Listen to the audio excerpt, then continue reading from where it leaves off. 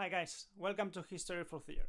Today we start the unit number 9. That's the unit about the Cold War. We'll see that this war wasn't actually a war. It was a period of time full of conflicts. There was one conflict between two huge superpowers, United States and the USSR, and they were not fighting directly, but they were fighting through local conflicts everywhere, spread around the world.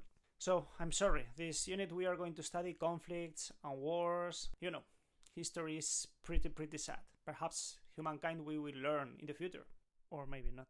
We say the beginning of the Cold War was around 1947, but actually it happened years before. Happened the moment the Second World War was over, when Japan and Germany were defeated. Since that moment, the world was divided into two economic systems: capitalism and communism. The capitalist bloc was called Western Bloc, led by the superpower United States, and it had a democratic political system. And the communist bloc was called Eastern Bloc, led by the other world superpower, the USSR, and it had totalitarian Marxist political systems. To describe the Cold War, let's take a view on its characteristics. Bipolar order. The two superpowers, United States and the USSR, are the leaders of the world, both with similar military strength and mutual distrust and threats. As a result, it was created an international environment of tension, arms race. The two superpowers competed to achieve the greatest weapons to threaten the enemy or to destroy it in the event of a war. Atomic bombs, hydrogen bombs, long-range missiles, chemical and bacteriological weapons, etc. Areas of influence. As leaders of their blocs, the two superpowers had a great influence in other countries to establish a network of military and economic alliances. Propaganda.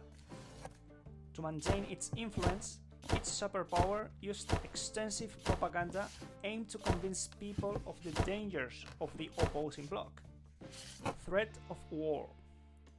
Sometimes, conflicts between the two superpowers led to moments of extreme tension that may start a new world war, for example, Berlin blockade or the Cuban Missile Crisis. Regional conflicts.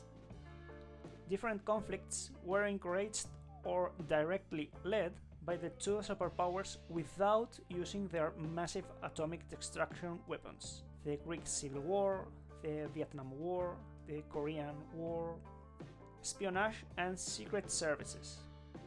The two blocs, and that means the two superpowers and their allies, created or used intelligence agencies to spy on each other. Let the beat drop.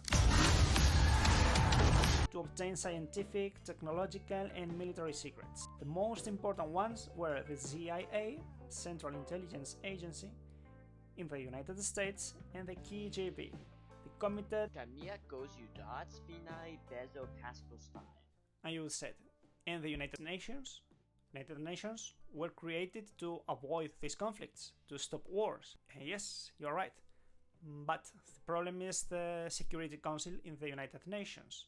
This Security Council, if you remember, was composed by 5 permanent members, and each member has a veto right. Using this right, this veto, they can stop any declaration, any resolution against something. And of course, the United States and the USSR had this veto. So, most of the cases, the United Nations wasn't able to act. So let's go back to the beginning of the Cold War.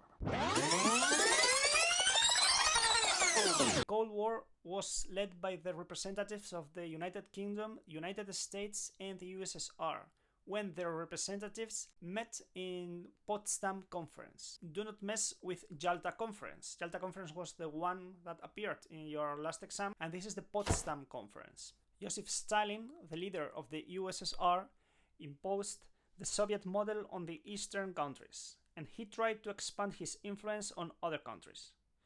Of course, this policy was considered a threat by the Western Bloc, and sometimes was considered an aggression too. So Stalin ruled the Soviet Union as a dictator for 30 years, until 1953. The representative of the United Kingdom was Winston Churchill. Winston Churchill, the Prime Minister of the United Kingdom, supported the United States and considered communism as a threat. He created the concept Iron Curtain to explain the way the Soviet Union controlled and isolated the Eastern European countries. And the representative of the United States was Harry Truman, President Roosevelt's vice president. He became the 33rd president of the United States when Roosevelt died, and he authorized the use of the atomic bombs against Japan during the Second World War, and renounced the traditional North American isolationism. Do you remember the Monroe Doctrine? America for the Americans?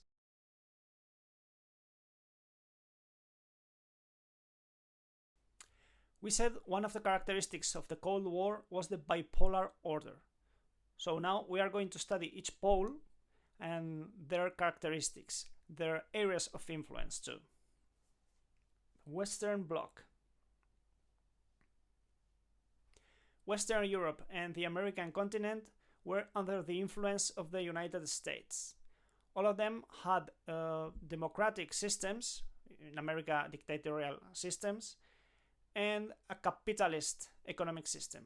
There was only two exceptions in Europe. One was Portugal and the other one Spain.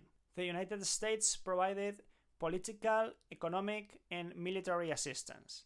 So they carried out these policies: the Truman Doctrine, the European Recovery Program, and the North Atlantic Treaty Organization. Harry Truman, the President of the United States, implemented a foreign policy to stop the spread of communism. Think that Europe was completely destroyed after the Second World War, and that meant horrible living conditions for Europeans. Shortage of food and fuel, destructions of buildings and infrastructures. And probably under these circumstances, Europeans would prefer the equality promised by communism. So President Truman tried to help these countries to avoid that danger, to improve economically. But European countries need a specific help. So this help was an economic one. It was created the European Recovery Program in 1948. It was created in the United States and it was called the Marshall Plan because it was named after the United States Secretary of State George Marshall. And this plan provided $30 billion to Europe. Careful, false friend. 1 billion in English means 1,000 millions in Spanish. When we say in Spanish un billón, that means 1 million of millions.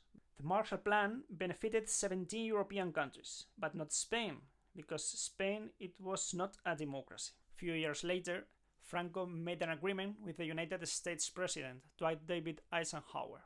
And Spain, since that moment, got help from the Marshall Plan, although it did not stop being a dictatorship.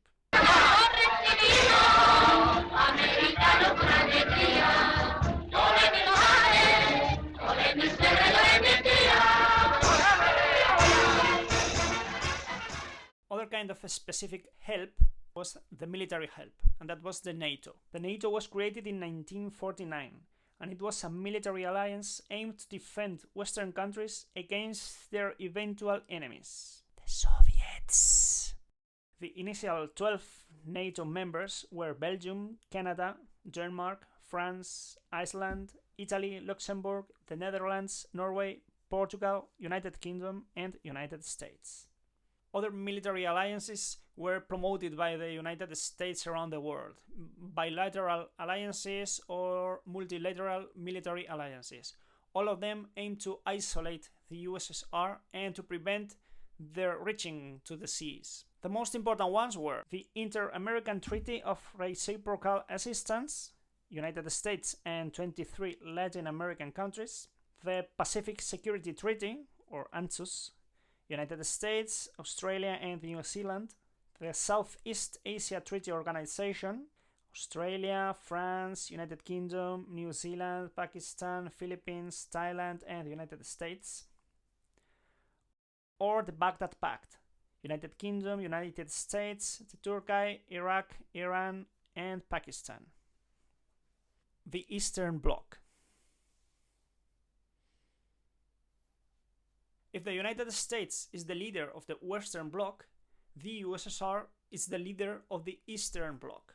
Eastern European countries were satellite states controlled economically and militarily by the USSR. These satellite states were ruled by each one's communist party, forming up actually dictatorships. Of course, opposition to these regimes were severely repressed. But to control successfully these satellite states, the Soviet Union had to provide the same help the United States was providing to the Western countries. That means economic, political, and military assistance. In that way, in the Eastern Bloc, and as a response to the Western Marshall Plan, the Soviet Union created the Council for Mutual Economic Aid. It was an organization to set up a system of mutual help and an interchange of products, usually oil for manufactured goods. As a response to the NATO, the Soviet Union created the Warsaw Pact. It was a military alliance between the USSR and Eastern European countries to defend themselves from the Western Bloc. The beginning of the Cold War, 1947-1953. The beginning of the Cold War was right at the end of the Second World War. Conflicts between these two superpowers started very soon. So let's take a view on a few of them. The first conflict that started the new period was the Greek Civil War. It was a conflict between communist rebels and the Greek government. The USSR and Yugoslavia, that was a communist country, supported the communist insurgents, and the United Kingdom supported the government army. Finally, the war was won by the Greek pro-government troops when the United States sent financial and military aid. Another conflict was the Berlin blockade. Do you remember when the Second World War was over that Germany was divided into 4 different areas, each one controlled by one of the winners of the war. One controlled by France, another one by the United Kingdom, by the United States and by the Soviet Union. It was decided by Truman, Churchill and Stalin in the Potsdam Conference.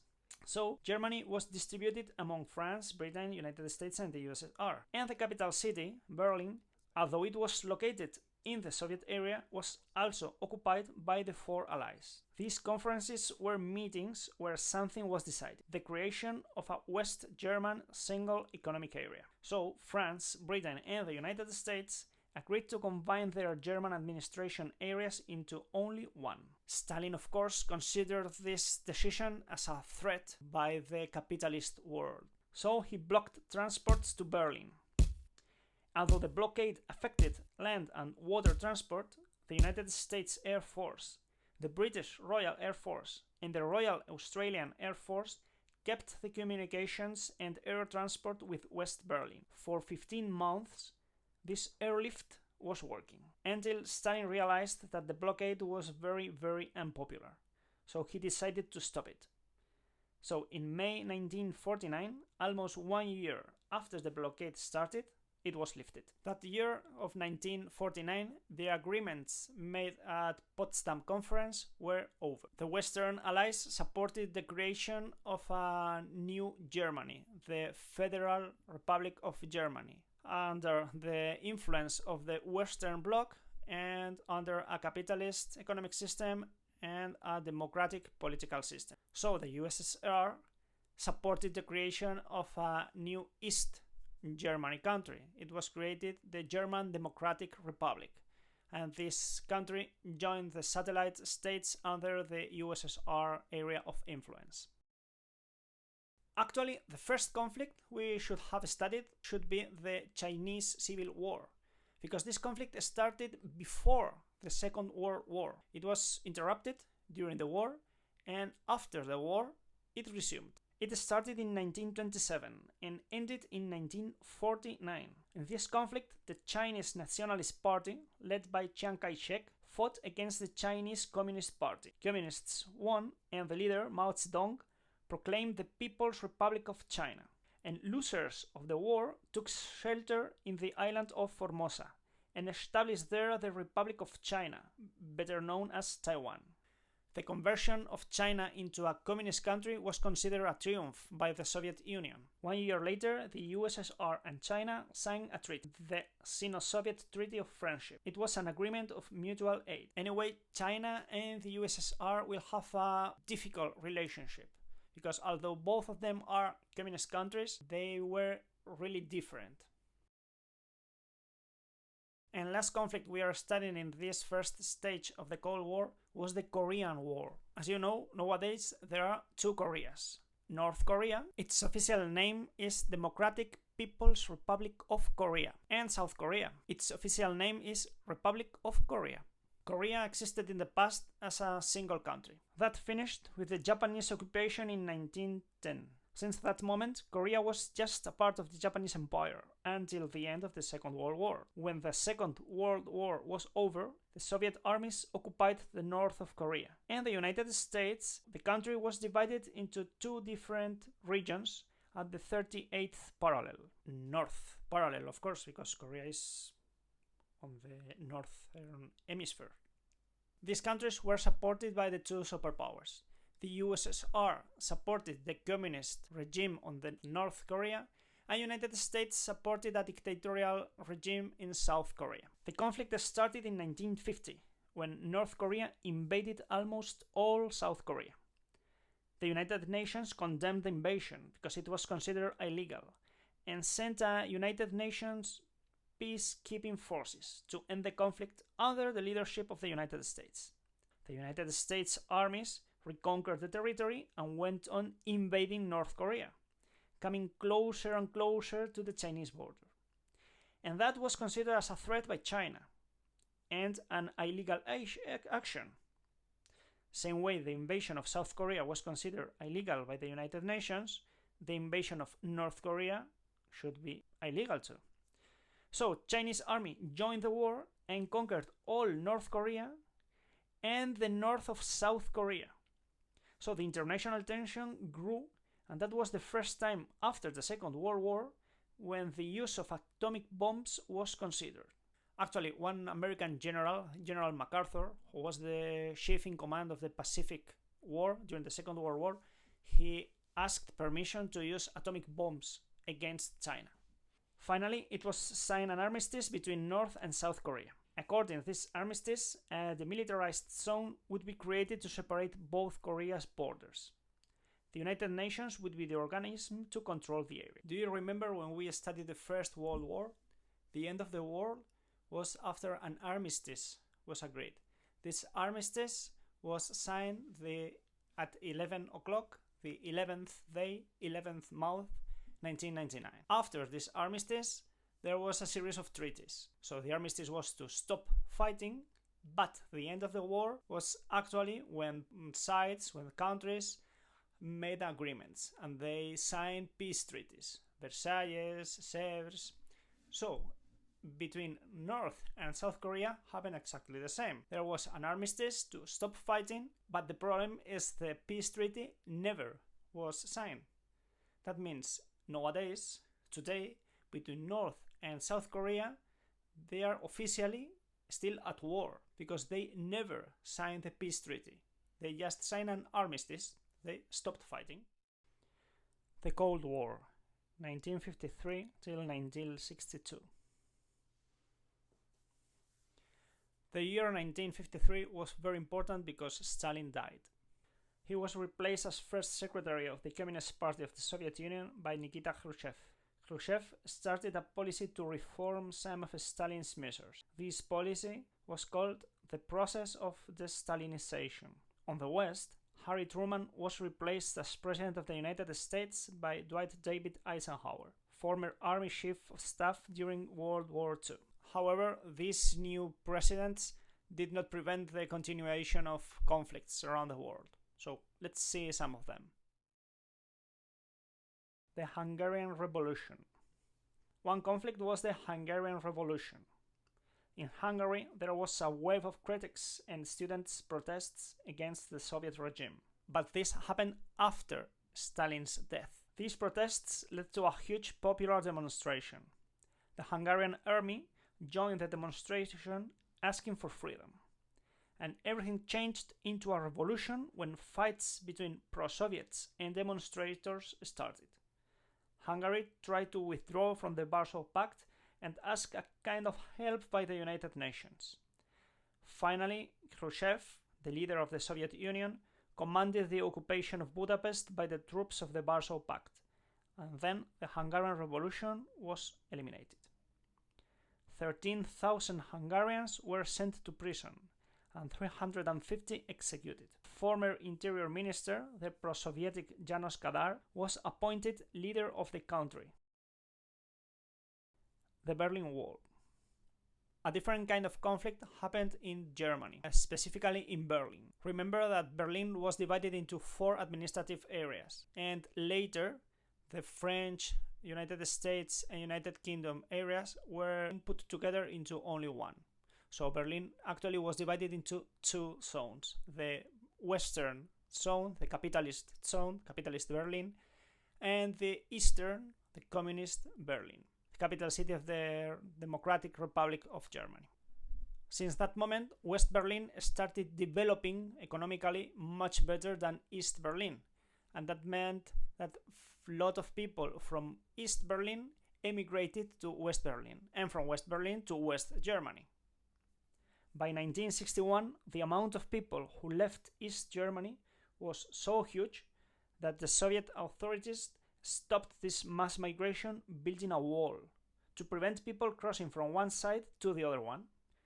This wall divided and separated both Berlins for 28 years.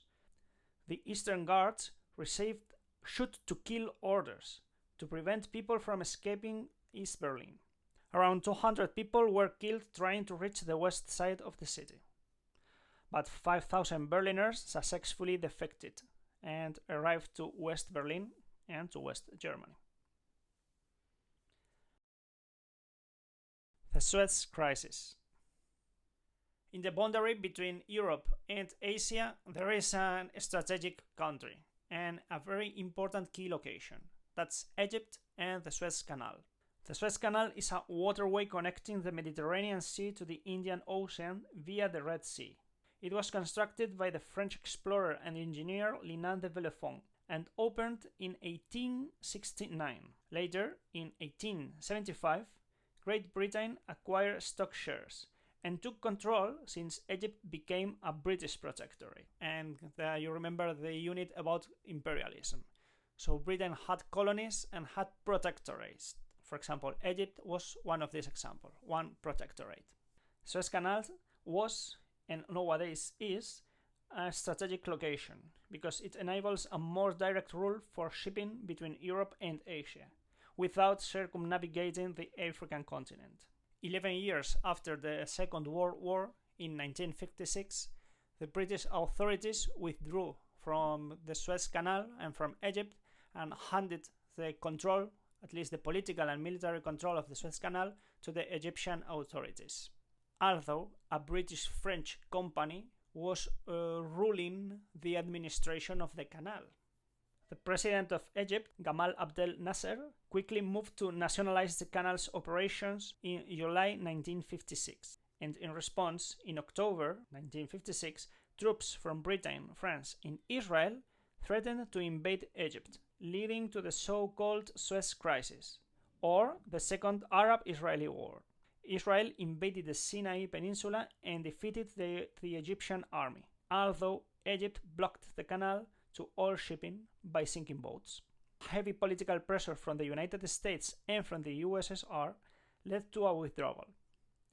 The Canadian Secretary of State for External Affairs, Lester B. Pearson, recommended the establishment of a United Nations peacekeeping force, the first of its kind, to protect the canal and to ensure access to everybody. The United Nations ratified Pearson's proposal on November 4, 1956.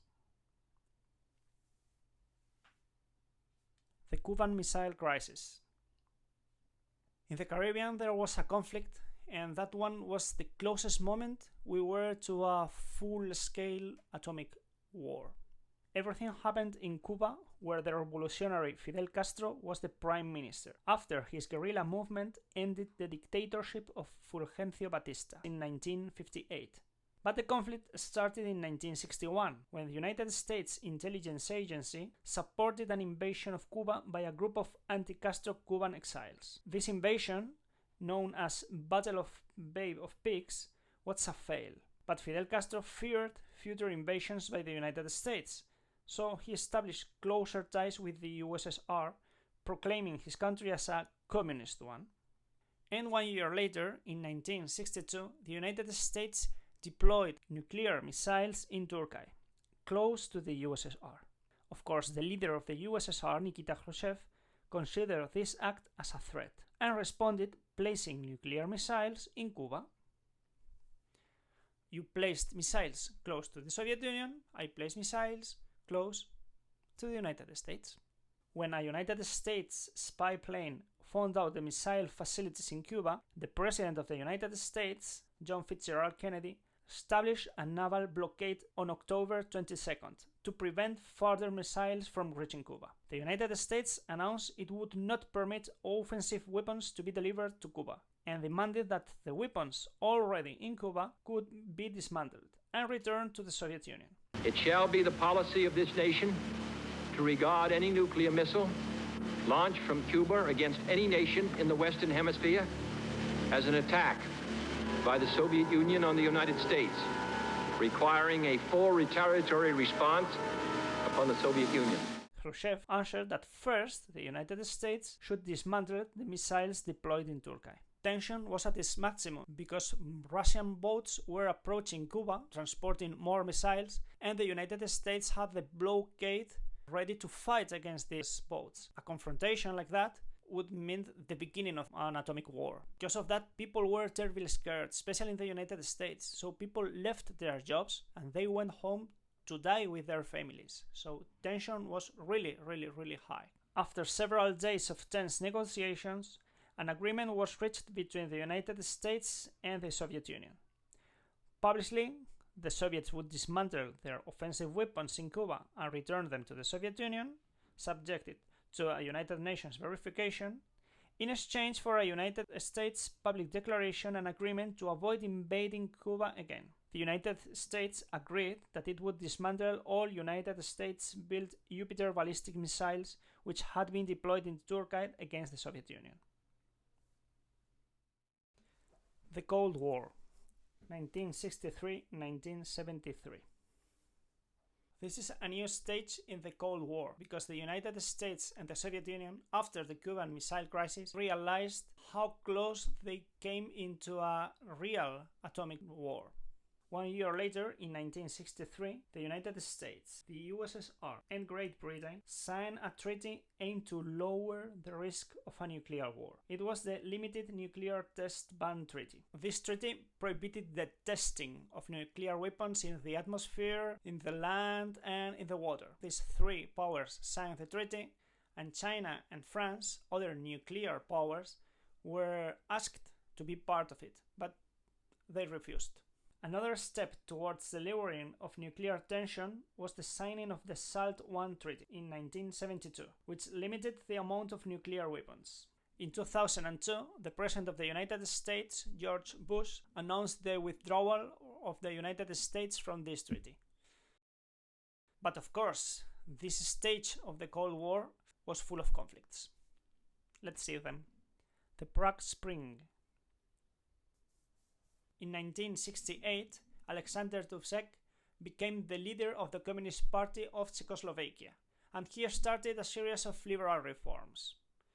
According to these reforms, the censorship was lowered and the individual rights, individual freedom increased. This period of time lasted only a few months, and it was called the Prague Spring, la Primavera de Praga. Of course, the USSR opposed these reforms because they could lead to pro-capitalist and democratic ideas. And then Czech people protested. The USSR reacted against these protests, and the Warsaw Pact troops invaded Czechoslovakia in August. Then the reforms were abolished.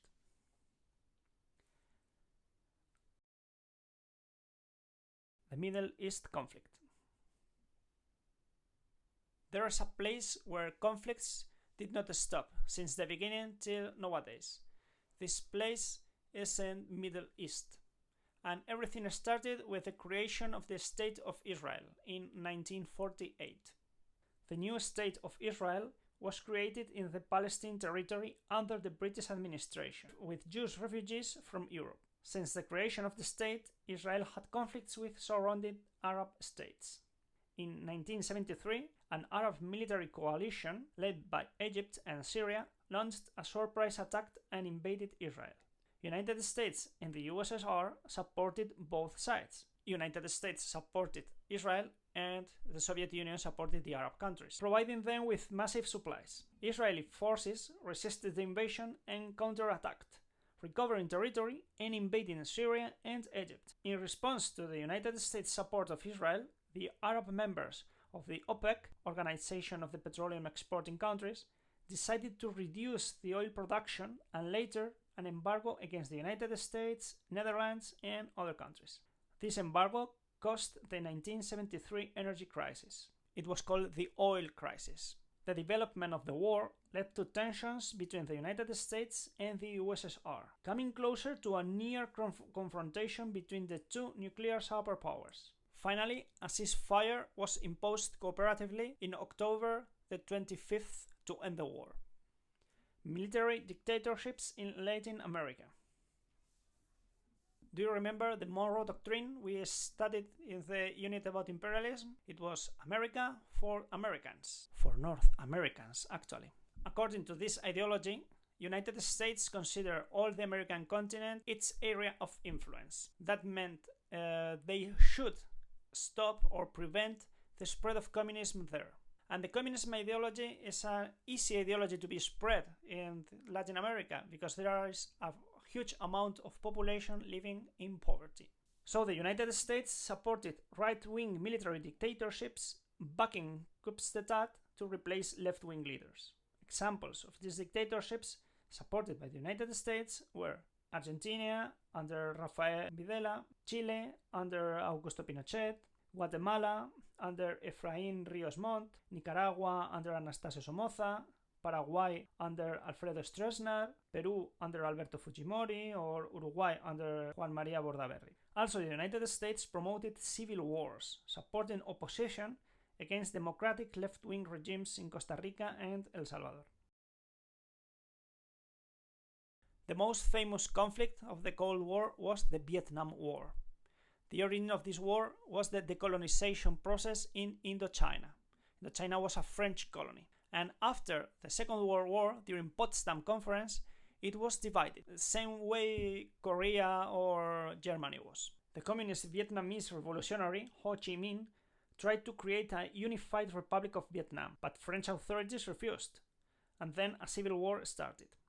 North Vietnam became a communist regime, and South Vietnam a dictatorial regime supported by the United States once the French were defeated. Since the withdrawal of the French authorities, the civil war went on between the South Vietnam forces and the North Vietnam guerrilla. It was named the Viet Cong. United States supported the Army of South Vietnam with weapons and supplies from the very beginning. But in 1965, they started sending combat troops. The war lasted for 10 years more, and the United States was unable to defeat the Viet Cong guerrilla. Aerial bombings and the use of chemical and modern weapons were not enough to win the war, and popular opinion in the United States grew against the war. The huge American losses, 58,000 people and 303,000 wounded, plus images of tortures and assassinations committed by the United States soldiers, increased the anti-war movement within the United States. It's the period of time of the hippies. The new president of the United States in 1969, Richard Nixon, realized the United States couldn't win the war, so he started peace talks. Finally, Viet Cong authorities and the United States agreed a ceasefire in 1973, and the United States troops withdrew. Anyway, the United States went on supplying the South Vietnam government to continue the war, but a major offensive in 1975 from the north led to the fall of the South Vietnam capital city, Saigon, and the end of the war.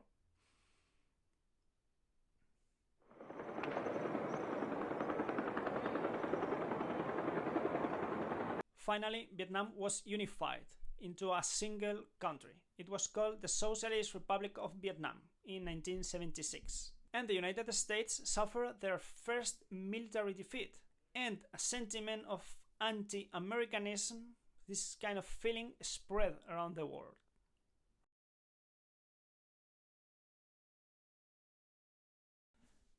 The later stages of the Cold War, 1973 to 1991.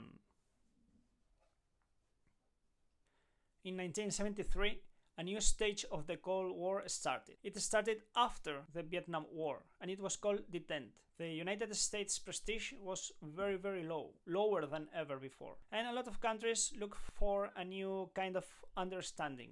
That year there was a conference to improve cooperation between the two blocs. It was the Conference on Security and Cooperation in Europe, and produced the Helsinki Accords, signed by 35 countries.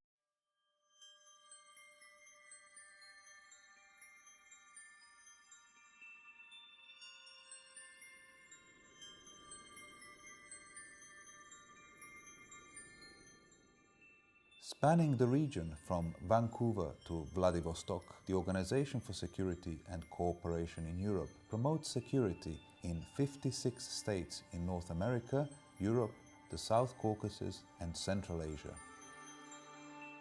The OSCE's roots go back to the 1975 Helsinki Final Act, a groundbreaking agreement reached through dialogue and consensus. The Helsinki Final Act challenged the politics and preconceived ideas of the Cold War.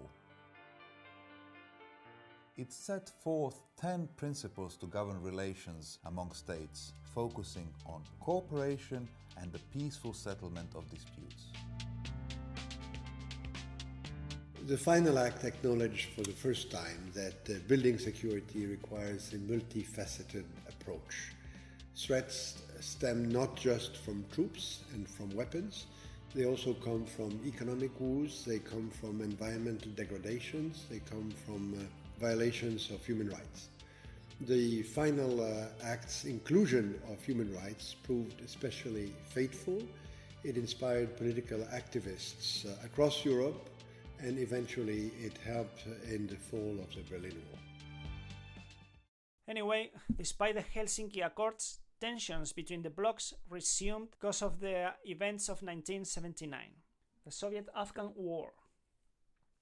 On 27th December, the Soviet Union invaded Afghanistan to expand its influence in Western, Central and Southern Asia, and the Soviet-Afghan War started. The Soviet army fought for 9 years against insurgent groups called Mujahideen, backed by the United States, Saudi Arabia, Pakistan and the United Kingdom. By 1988, the Soviet Union started the troop withdrawal, leaving the government forces alone against the insurgents. The Nicaraguan Revolution. In Nicaragua, there was a revolution led by the FSLN, Frente Sandinista de Liberación Nacional, to overthrow the regime of the dictator Anastasio Somoza, to establish a left-wing regime. Both sides received help from the United States and the USSR respectively. The Iranian Revolution. In Iran, different Islamist and leftist organizations made a revolution against the king, the Shah, who was supported by the United States. The leader of the revolutionaries, the Ayatollah Ruhollah Khomeini, established an Islamic Republic, and then a period of hostility began between Iran and the United States until nowadays. And these 1979 events started an escalation. The USSR increased its nuclear arsenal by developing medium-range missiles, and the United States placed hundreds of medium-range missiles in Western Europe. Ever since the Cuban Missile Crisis, we and the Soviets have been locked in an ever-escalating arms race that shows no sign of slowing and threatens our very existence. The Soviets are currently deploying their latest generation of intercontinental ballistic missiles and the deadly accurate SS-20.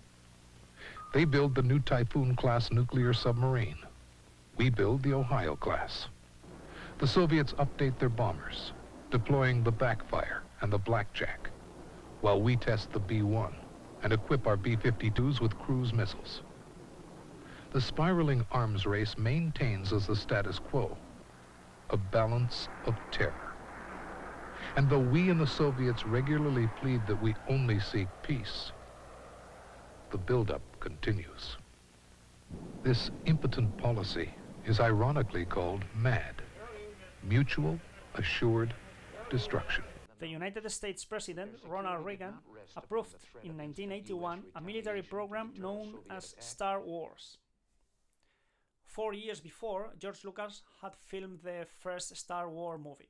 Its real name was the Strategic Defense Initiative, and its Star Wars popular name was because it had the aim to develop an anti-missile system in space, capable of shooting down missiles. If we utilize the extraordinary capabilities of the space shuttle to deploy the system known as High Frontier, America, for the first time, will be able to defend herself against a Soviet missile attack. High Frontier consists of 3 elements: 2 levels of orbiting satellites and a ground-based missile defense. The 2 satellite systems provide us with a network orbiting the entire Earth. They carry tracking and targeting computers and conventional non-nuclear missiles. The ground-based missile defense consists of small swarm jet rockets or new rapid-fire guns positioned around our silos. In the event of a nuclear attack, these 3 systems will be able to destroy at least 95% of all incoming Soviet missiles. When the network detects the launch of a Soviet ICBM, computers acquire the missile track and send interceptors to destroy the missile during its initial boost phase. Missiles that survive the boost phase encounter the more sophisticated second defense. This system has a more advanced tracking and targeting ability, which allows conventionally armed rockets to destroy a missile's multiple warheads. It could also use advanced technologies such as lasers to destroy multiple warheads as they coast through space. Finally, if any enemy warheads survive the space-borne systems, the ground-based missile defense fires a high-velocity salvo of small projectiles that destroy the warheads at a distance sufficient to protect our Minuteman silos. The end of the Cold War. 1985 was the beginning of changes in the Soviet Union that led to its breakup. A new president was elected, Mikhail Gorbachev. Gorbachev faced a lot of economic and political problems, especially political tensions with China and other Soviet republics. He started establishing closer relations with the United States and reformed political life to democratize the Communist Party.